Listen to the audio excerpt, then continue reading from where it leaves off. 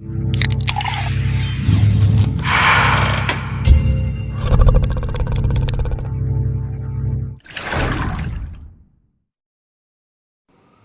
Students, आज हम लोग पढ़ेंगे the French revolution history class 9th first chapter. तो आइए इस चैप्टर को हम लोग शुरू करते हैं। बास्टाइल फोर्ट डेमोलिशन, हमारी ये चैप्टर शुरू होती है बास्टाइल फोर्ट के डेमोलिशन से। फिर हम लोग फ्लैशबैक में जाएंगे, पीछे जाएंगे। ये Bastille fort symbol of despotic power था। डेस्पोटिक मीन्स एब्सोल्यूटिस्ट, मतलब कोई पावर की, राजा के पावर के ऊपर में कोई पाबंदी ना हो, जितना राजा चाहे, किंग चाहे, अपनी पावर का यूज़ कर सकता है। तो इसे हम डेस्पोटिक या एब्सोल्यूटिस्ट गवर्नमेंट कहते हैं, मोनार्की कहते हैं। तो इसका ये एक सिंबल था। सभी लोग इससे नफरत किया करते थे, क्योंकि जो भी राजा के खिलाफ आवाज़ उठाती थी, किंग के खिलाफ, मोनार्की के खिलाफ, तो उसे इस फोर्ट के अंदर में जेल बना हुआ था, जिसमें कैद कर दिया जाता था। तो 14 जुलाई 1789 के सुबह की बात है। पेरिस के ईस्टर्न पार्ट में है ये बास्टाइल। तो यहाँ पर सभी लोग पहुँचे, लगभग 7000 मैन एंड वुमेन, और इस बास्टाइल फोर्ट को डेमोलिश कर दिया।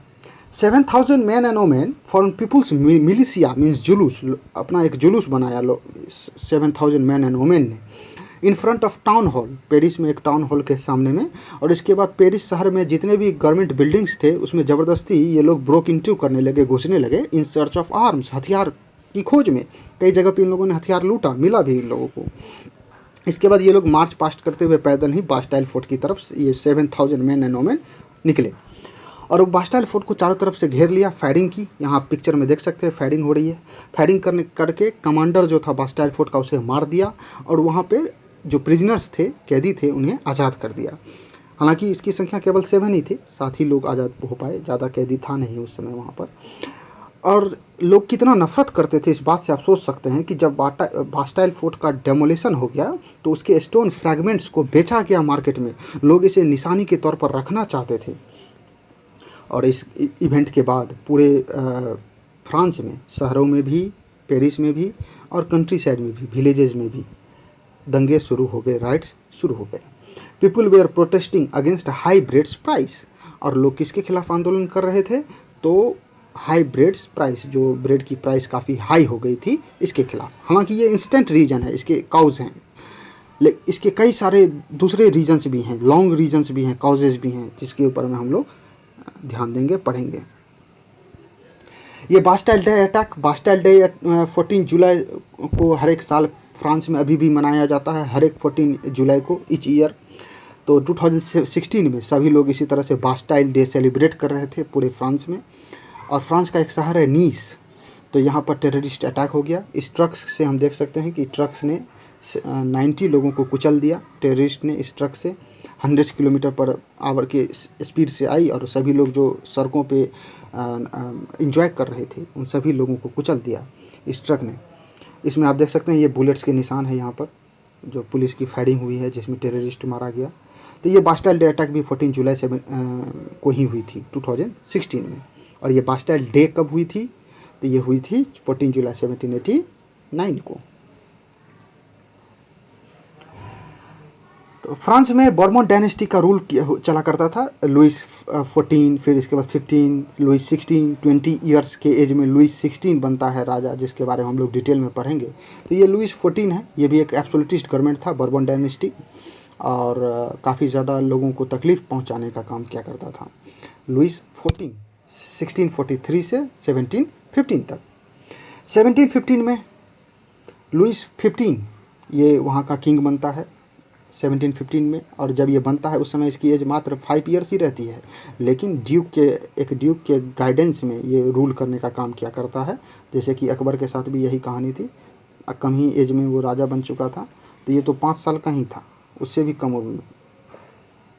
तो इसने 7 ईयर्स वार लड़ी 1756 से 63 तक ब्रिटेन के साथ, और ये 7 सालों तक लड़ाइयाँ लड़ी ब्रिटेन के साथ, और इसमें इसकी हार हो गई।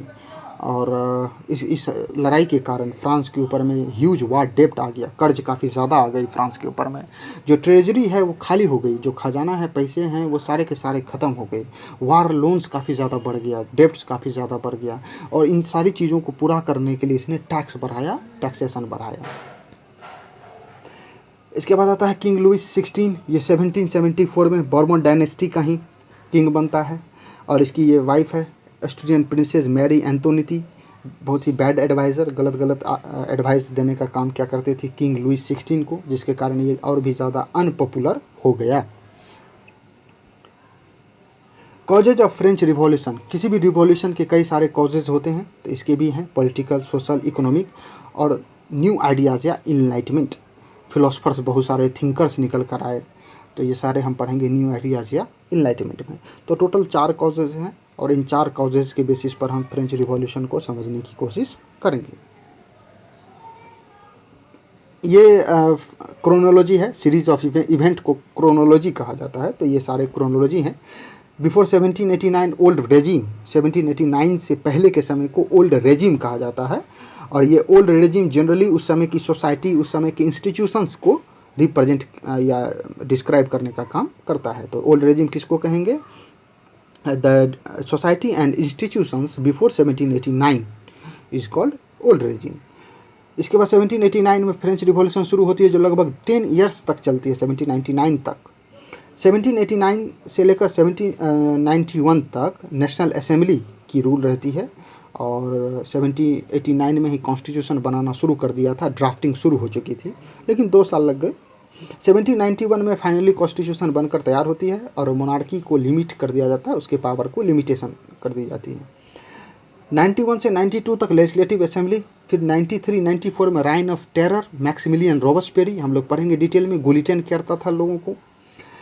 इसके बाद 95 से 98 तक डायरेक्टरी रूल्स। 1799 में नेपोलियन कॉप मीन्स होती है sudden overthrow of legal government by illegally through violent और नॉन वायलेंट।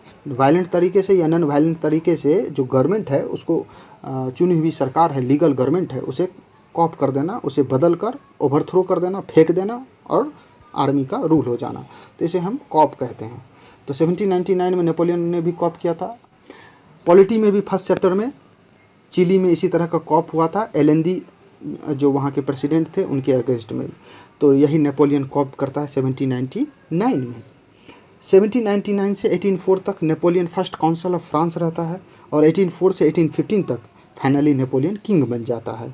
मेनली नेपोलियन 1799 से ही रहता है, लेकिन फाइनल जो किंग बनता है वो 1804 में, और वहाँ से लेकर 1815 तक मात्र 11 साल ही ये राजा रहता है। इसके बाद नेपोलियन की हार हो जाती है वाटरलू की लड़ाई में, और इसके बाद फिर इसको सेंट हेलेना आइलैंड पे भेज दिया जाता था। हम लोग नेपोलियन को डिटेल में पढ़ेंगे।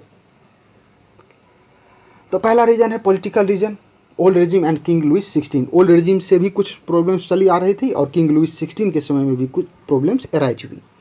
तो when Louis 16 became king in 1774, उस समय ये मात्र 20 साल का था, 20 ईयर्स का था, और इसकी शादी हुई थी मैरी एंटोनिटी के साथ। तो जब ये 1774 में किंग बनता है, किंग लुइस 16, तो he found his treasury empty, तो ये अपने खजाने को एकदम खाली पाता है, क्योंकि उस समय तो लड़ाइयाँ लड़ते लड़ते, इससे पहले भी 15 के समय में भी 7 ईयर्स वार हो चुकी थी ब्रिटेन के साथ, तो काफ़ी ज़्यादा डेप्ट आ चुका था, काफ़ी ज़्यादा लोन्स था फ्रांस के ऊपर में, तो एम्प्टी ट्रेजरी।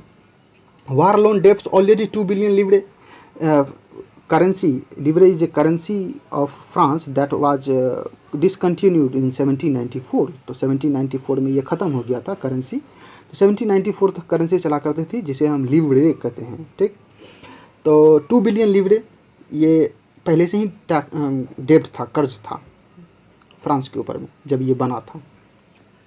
इसके बाद high maintenance cost of palace of Versailles, शहर से अलग हटकर एक खूबसूरत बहुत ही बेहतरीन पैलेस बनाया था वर्साइल में, जिसे पैलेस ऑफ वर्साइल कहा जाता है, तो उसका मेंटेनिंग कॉस्ट बहुत हाई था। आप पिक्चर देखेंगे तो आपको समझ में आएगा कि सच में काफ़ी ज़्यादा हाई मेंटेनेंस चाहिए उसे। तो high maintenance cost of palace of Versailles, maintenance of army, government offices, universities, इन सारी चीज़ों को चलाने के लिए पैसा चाहिए, रन करने के लिए पैसा चाहिए, मनी चाहिए। अब वो मनी आएगी कहाँ से? तो हम लोग आगे पढ़ेंगे कि टैक्सेशन से, फिर से टैक्स इंक्रीज करेगा। लुइस 16 ने अमेरिका की 13 कॉलोनीज़ को आज़ाद होने से 1775 में मदद की थी, to get independence from Britain से आज़ाद होने के लिए, क्योंकि ब्रिटेन इसका पहले से ही इनिमी, लुइस 15 के समय में भी ब्रिटेन इनिमी था। लुइस 15 की लड़ाइयाँ भी हुई थी, 7 ईयर्स वार, जिसमें कि वो हार चुका था। तो इसने बदला लेने के लिए ब्रिटेन से अमेरिका को आज़ाद कराने का सोचा, क्योंकि America was that time colonies of Britain, Britain का वो कॉलोनी था, वो भी स्लेव था, गुलाम था। ड्यूरिंग अमेरिकन इंडिपेंडेंस वार 1775 से लेकर 1883 तक अमेरिकन इंडिपेंडेंस वार कहा जाता है, तो कॉस्ड 1 बिलियन लिवरे डेप्ट। और इस समय जो इतना दिन तक ये मदद किया अमेरिका को आज़ाद होने के लिए, अमेरिका की 13 कॉलोनीज को आज़ाद होने के लिए, इसके कारण 1 बिलियन लिवरे का और डेप्ट कर्ज इसके ऊपर में, फ्रांस के ऊपर में आ गया। तो पहले से ही 2 बिलियन था और 1 बिलियन, टोटल 3 बिलियन हो गई। ठीक, अमेरिका की 13 कॉलोनीज में जो उस समय आज़ाद हुई थी, 13 कॉलोनीज में जो इम्पोर्टेंट्स हैं, न्यूयॉर्क नाम सुने होंगे आप लोग, न्यू जर्सी इसका भी, इसके बाद पेनिसिल्वेनिया, ये भी एक फेमस प्लेस है, तो कॉलोनी है जिसे आज़ाद होने में मदद किया था फ्रांस ने। अब इतनी ज़्यादा कर्ज बढ़ गई है, जिन कंट्रीज से, जिन मोनार्की से, किंग से ये कर्ज लेने का काम किया करता था, उसने भी अब देने से मना कर दिया। और जो देना भी चाहते थे तो लेंडर्स डिमांडेड 10% इंटरेस्ट, तो 10% इंटरेस्ट मांगने लगे। Large part of budget goes to the loan repayment. उस समय फ्रांस का बहुत बड़ा पार्ट बजट का लोन को रीपेमेंट करने में ही चला जाता था। कोई ऑप्शन नहीं था other than increasing taxation, taxation को इंक्रीज करने के अलावा कोई ऑप्शन नहीं बचा था। लेकिन ये टैक्स देगा कौन? तो केवल और केवल थर्ड स्टेट, फर्स्ट और सेकंड वाले को कोई टैक्स नहीं, स्पेशल प्रिविलेजेस, टैक्स एग्जम्पशन, लेकिन थर्ड वाले को टैक्स देना होगा। ये देखिए पैलेस ऑफ वर्साइल कितनी खूबसूरत है, ये उसका नाइट व्यू है, इवनिंग व्यू है पैलेस ऑफ वर्साइल का। पैलेस ऑफ वर्साइल के अंदर में ही ये हॉल ऑफ मिरर्स है, बहुत ही फेमस है, ये टूरिस्ट प्लेस है, यहाँ पे आप जा सकते हैं पैलेस ऑफ वर्साइल को विजिट करने के लिए।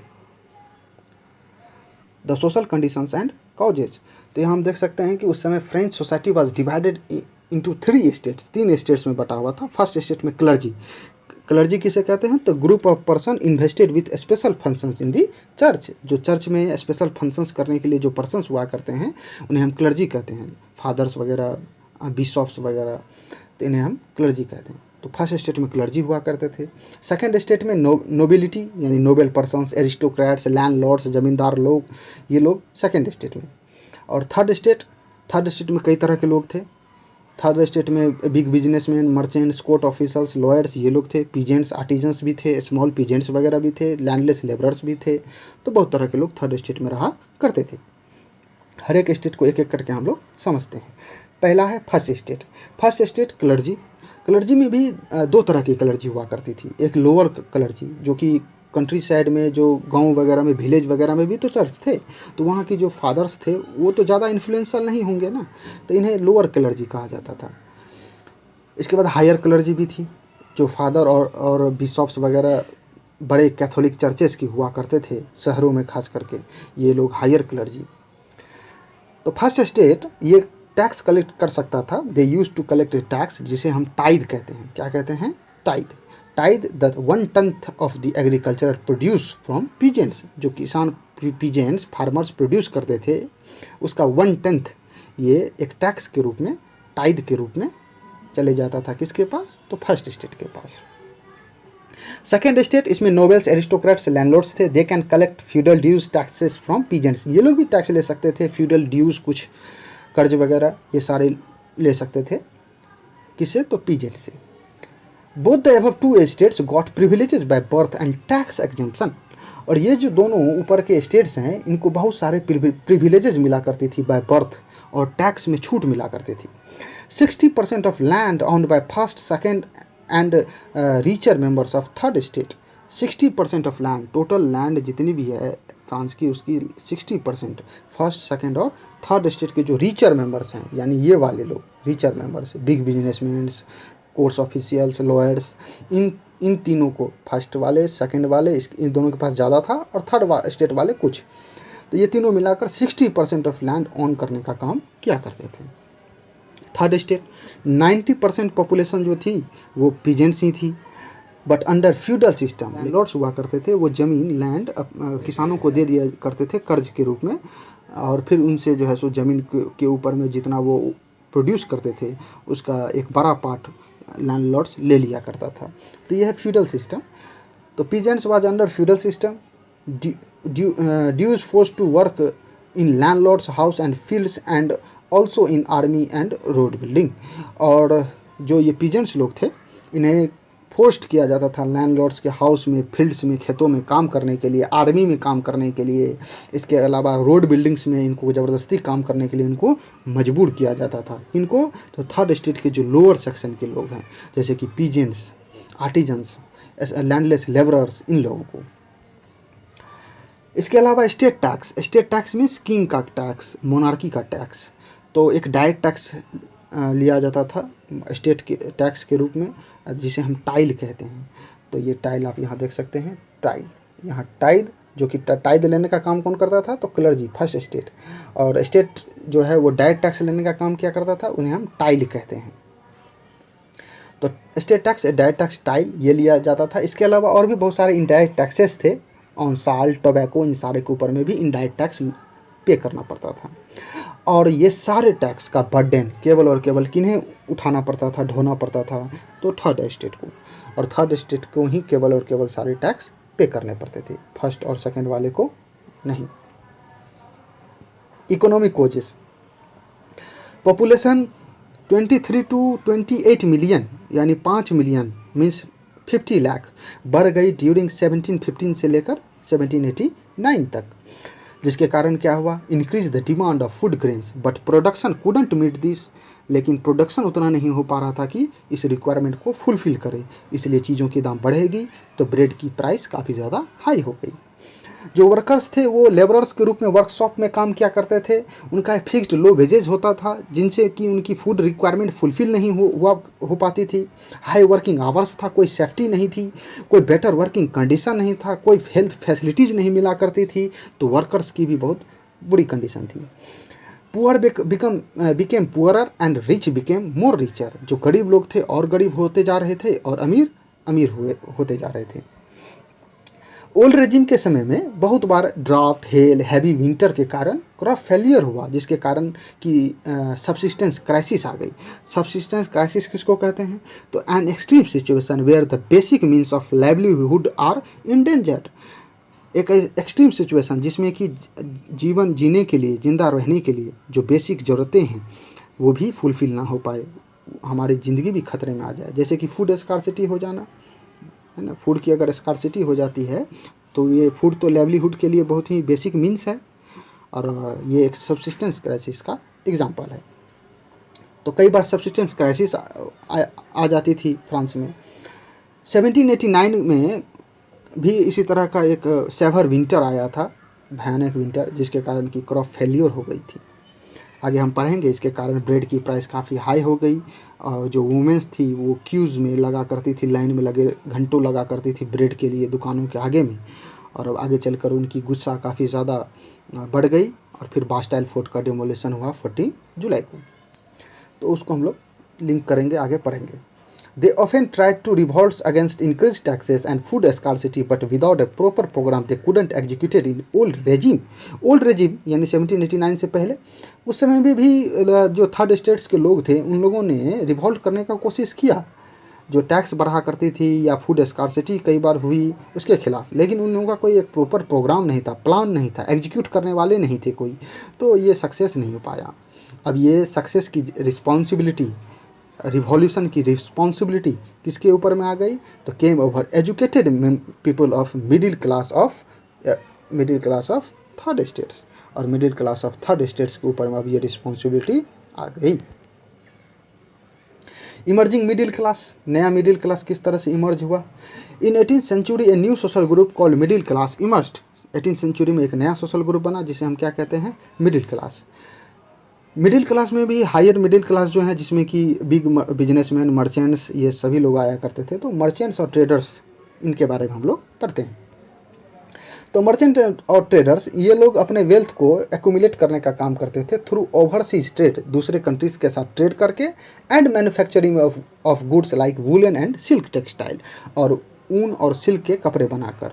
और इन कपड़ों को खरीदेगा कौन, तो गरीब पीजेंट्स लोग तो नहीं खरीद सकते, स्मॉल पीजेंट्स, लैंडलेस लेबरर्स तो नहीं खरीद सकते, तो बाउट बाय रिचर मेंबर्स, जो थर्ड स्टेट के रिचर मेंबर्स होंगे या फर्स्ट या सेकंड स्टेट के, यही लोग इन्हें खरीदा करते थे।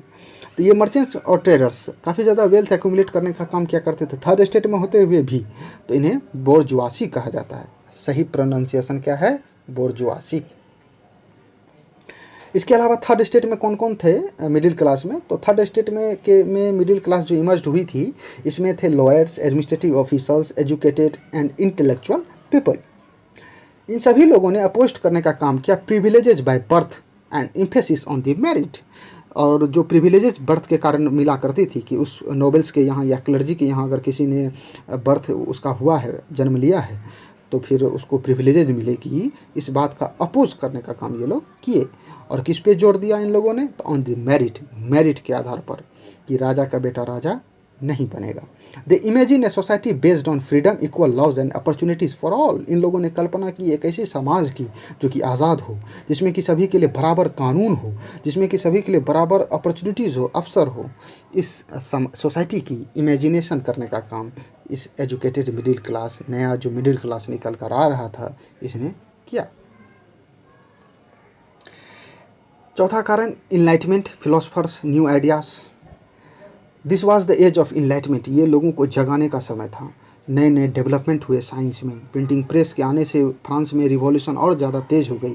न्यूज़पेपर्स तेज़ी से छपने लगे, जर्नल्स, बुक्स, ये सारे थीसिस ये सब लिखे जाने लगे और स्प्रेड होने लगा, तेज़ी से लोगों के बीच में फैलने लगा। लेकिन कुछ लोग ऐसे थे जो पढ़ नहीं सकते थे, तो उनके लिए क्या ऑप्शन था, ये भी हम लोग देखते हैं। तो इसी समय में बहुत सारे फिलोसफर्स, थिंकर्स, पॉलिटिकल थिंकर्स हुए जो निकल कर आए और उन्होंने लोगों के माइंड को शेप करने का, शेप प्रोवाइड करने का काम किया, लोगों के माइंड को एक करने का काम किया एंड मोबिलाइज दें, और लोगों को मोबिलाइज किया कि रिवॉल्यूशन करना है, मोनार्की को ख़त्म करना है, कॉन्स्टिट्यूशन लाना है। People started thinking rationally. Rationally means reasonable तरीके से, रीजनिंग के आधार पर लोग सोच विचार करने लगे, तर्क वितर्क करने लगे। And begin questioning the authority of monarchy, और मोनार्की के ऑथोरिटी को क्वेश्चन करने लगे, सवाल पूछने लगे। इन्हीं लोगों के बातों को सुनकर, फिलोसफर्स के, थिंकर्स के बातों को सुनकर आम लोग, कॉमन पीपल, उस समय जो राजा था वो डॉक्ट्राइन ऑफ डिवाइन कहा करता था। मतलब राजा किंग कहा करता था कि हम भगवान के उत्तराधिकारी हैं, है ना, उनके हम हायर्स हैं और हमें ये अधिकार मिला है गॉड के तरफ से रूल करने का। इसे हम डॉक्ट्राइन ऑफ डिवाइन कहते हैं। तो इस बात को क्वेश्चन करने लगे लोग, पूछने लगे कि कैसे आपको ये मिला है अथॉरिटी, किसने दिया। तो कुछ फेमस फिलोसफर हुए जैसे कि John Locke, Jean Jacques Rousseau, Montesquieu, Voltaire, इन सभी के बारे में हम लोग डिटेल में पढ़ते हैं, एंड अदर्स। जब अमेरिका आज़ाद हो गई तो अमेरिका की कॉन्स्टिट्यूशन बनी और उस कॉन्स्टिट्यूशन में इंडिविजुअल्स को राइट्स मिला, अधिकार मिला।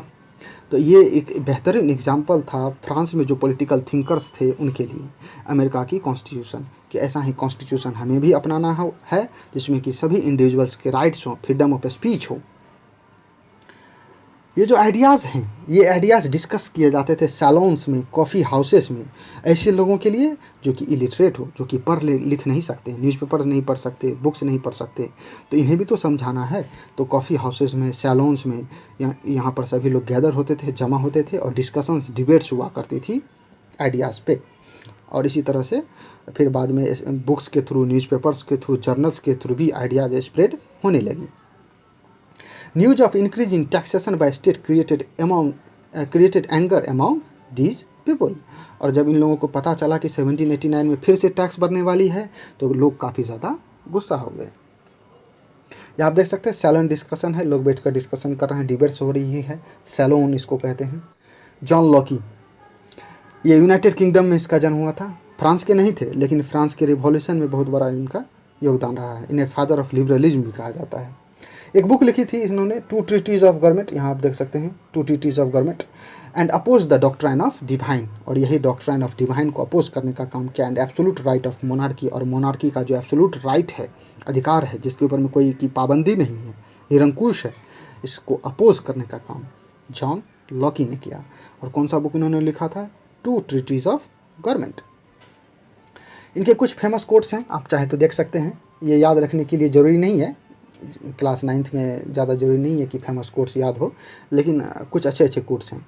All wealth is product of labour, सारी जो धन है ना, वो लेबर से, मेहनत से ही आती है। Our income is like our shoes, if too small they gall and pinch us.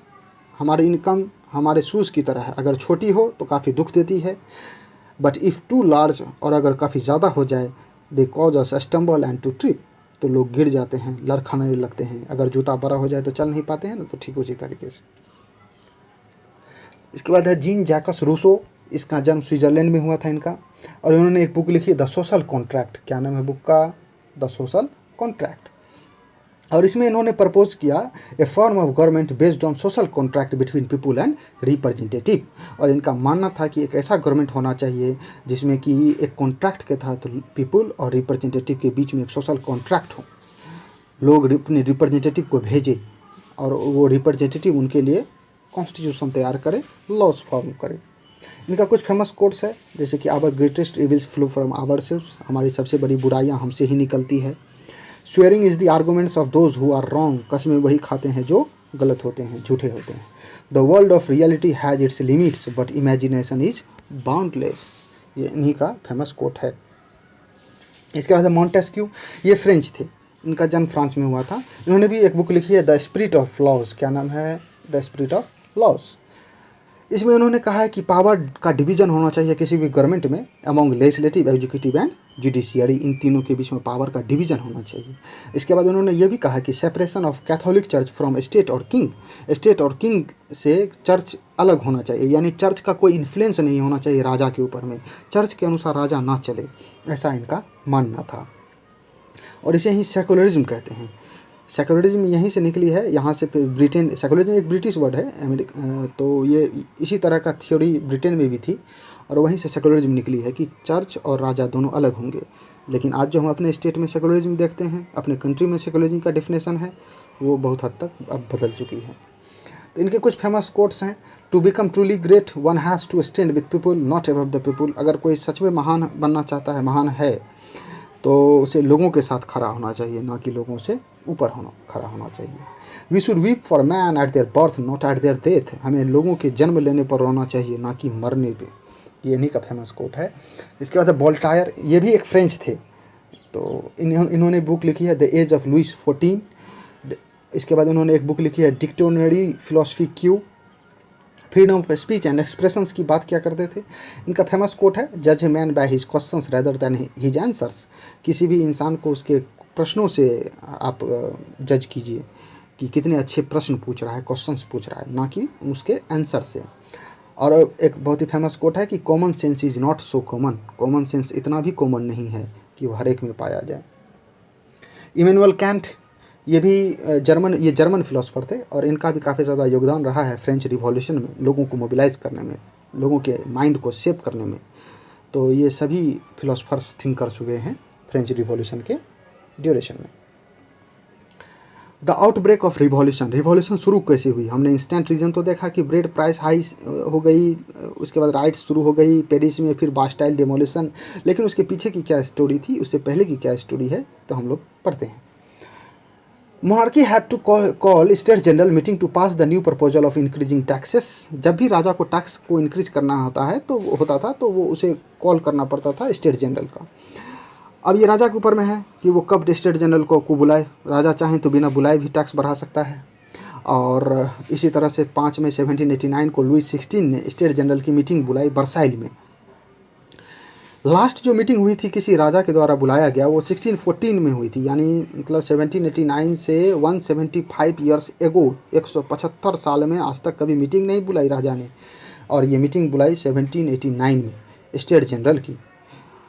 State general, इसके बारे में हम लोग पढ़ेंगे। तो state general was a political body of representative from 3 states. State general एक पॉलिटिकल बॉडी था जिसमें कि तीनों स्टेट से लोग चुनकर जाते थे, first state, second state and third state. First state और सेकेंड स्टेट से 300 रिप्रेजेंटेटिव जाते थे, जबकि थर्ड स्टेट से 600 रिप्रेजेंटेटिव होते थे। तो फर्स्ट और सेकेंड से 300, फर्स्ट से भी 300, सेकेंड से भी 300 और 600 किससे? थर्ड स्टेट से रिप्रेजेंटेटिव चुनकर जाते थे। Peasants, artists, women were denied to enter, but their demand were listed in 40,000 letters representative by educated member of third states। जो थर्ड स्टेट्स के पीजेंट्स थे, पुअर फार्मर्स थे, लेबरर्स थे, वोमेंस थी, तो इनको डिनाई कर दिया गया, इनको जाने भी नहीं दिया गया स्टेट जनरल की मीटिंग में। हाँ, उनकी जो डिमांड्स थी वो 40,000 लेटर, बताइए कितनी डिमांड्स होगी इन लोगों की कि 40,000 लेटर्स हो गई। और ये 40,000 लेटर्स लेकर जो थर्ड स्टेट के रिप्रेजेंटेटिव थे इस मीटिंग में पहुंचा कि आप टैक्सेशन इंक्रीज करने की बात कर रहे हैं। यहाँ देखिए 40,000 लेटर्स है लोगों की प्रॉब्लम्स की, समस्याओं की। Members of third state demanded voting considering assembly as a whole where each members would have one vote. उससे पहले क्या होता था कि फर्स्ट स्टेट और सेकंड स्टेट ये एक तरफ, ये लोग तो एरिस्टोक्रेट हैं, ये लोग कभी नहीं चाहेंगे कि मोनार्की ख़त्म हो, और दूसरी तरफ थर्ड स्टेट, ठीक, तो थर्ड स्टेट है दूसरी तरफ। थर्ड स्टेट में 600 हैं, ठीक है, और फर्स्ट स्टेट में 300 हैं और सेकंड स्टेट में 300 हैं। तो पहले क्या हुआ करती थी कि ये 300 मिलकर एक वोट और ये 300 मिलकर एक वोट और इधर 600 मिलकर अकेला एक वोट। तो देखिए इधर ये लोग एक और एक, ये इधर 2 वोट हो जाते थे और थर्ड स्टेट वाला अकेला एक वोट रहता था। तो जितने भी फैसले होते थे वो फर्स्ट स्टेट और सेकंड स्टेट के लोगों के अनुसार होते थे, क्योंकि इन लोगों का 2 वोट हो जाता था, है ना। तो 1789 में जब मीटिंग बुलाई गई तो थर्ड स्टेट वाले ने कहा कि नहीं, इस सिस्टम के अनुसार वोटिंग नहीं होना चाहिए या नहीं होगी, बल्कि पूरे को एक होल असेंबली को एक होल कंसीडर किया जाए पूरा, और उसमें जितने भी लोग हैं सभी का एक एक वोट होना चाहिए। यानी 300 रिप्रेजेंटेटिव हैं तो 300 वोट उधर, सेकंड स्टेट से भी 300 और हम लोग 600 हैं तो हमारे तरफ भी 600 वोट होंगे। तो ऐसा होना चाहिए। But king rejected this proposal of voting, लेकिन किंग ने ऐसे वोटिंग के प्रपोजल को रिजेक्ट कर दिया, क्योंकि अगर ऐसा होता तो फिर ये लोग जीत जाते, क्योंकि 600 वोट हो जाता। और कुछ जो लोअर कलर्जी थे वो तो बहुत बाद में हम लोग पढ़ेंगे कि कुछ लोअर कलर्जी इस थर्ड स्टेट की तरफ आ गए थे। तो इसलिए राजा को लगा कि ऐसे में तो अगर वोटिंग होगी तो हो सकता है हम लोग हार जाएं, तो ऐसा नहीं चलेगा। बस 300 मिलकर एक, उधर 300 मिलकर एक, तो 2 वोट हो गया, और 600 मिलकर एक, तो वो अकेला एक तरफ। तो किंग ने रिजेक्ट कर दिया इस प्रपोजल ऑफ वोटिंग को, और थर्ड स्टेट के जो मेंबर्स थे उन लोगों ने बॉयकॉट किया असेंबली का, वॉकआउट करके ये लोग चले गए कि नहीं, ऐसे मीटिंग में हमको रहना ही नहीं है। ये जो मीटिंग बुलाई गई थी 1789 में, ये मीटिंग बुलाई गई थी हॉल ऑफ वर्साइल में। वर्साइल का जो पैलेस हम लोगों ने देखा था उसी के अंदर में एक हॉल है, और इसी में, और इसमें जो 300 मेंबर थे फर्स्ट स्टेट और सेकेंड स्टेट के, ये सभी लोग एक दूसरे के सामने बैठे हुए थे, और 600 जो मेंबर्स हैं वो सारे पीछे खड़े हैं, बैठने के लिए उन लोगों को जगह भी नहीं दी गई। और जो वुमेंस हैं और पीजेंट्स वगैरह उनको तो जाने भी नहीं दिया, है ना, उनको तो मीटिंग में इंटर भी नहीं करने का मौका मिला। ये देखिए हॉल ऑफ वर्साइल्स, जहाँ पे ये मीटिंग हो रही थी 1789 में। आप देख सकते हैं कि यहाँ पे बहुत सारे लोग खड़े हैं, पीछे भी कुछ खड़े हैं। तो ये जितने भी खड़े लोग आपको दिख रहे हैं, मानकर चलिए कि ये सभी कौन है, थर्ड स्टेट के हैं। और बैठे हुए लोग सब कौन है, एक दूसरे को फेसिंग करते हुए, है ना, 300 लोग दोनों तरफ, ये लोग फर्स्ट और सेकेंड स्टेट के। यहाँ कहीं किंग बैठा होगा।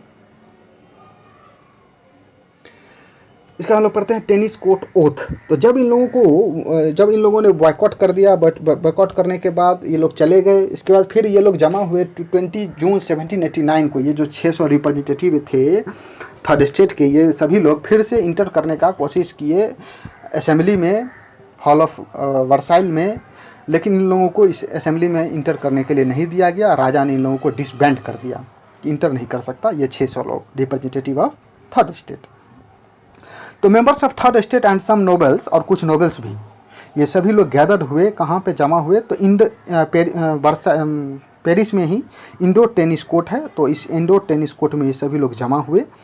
And declare themselves as national assembly, और खुद को इन लोगों ने नेशनल असेंबली घोषित कर दिया कि हम लोग नेशनल असेंबली हैं। 600, वो 300 वाला फर्स्ट और सेकेंड स्टेट को हम लोग नहीं मानते हैं। इस टेनिस कोर्ट ओथ में इन लोगों ने शपथ लिया, कस्में खाई।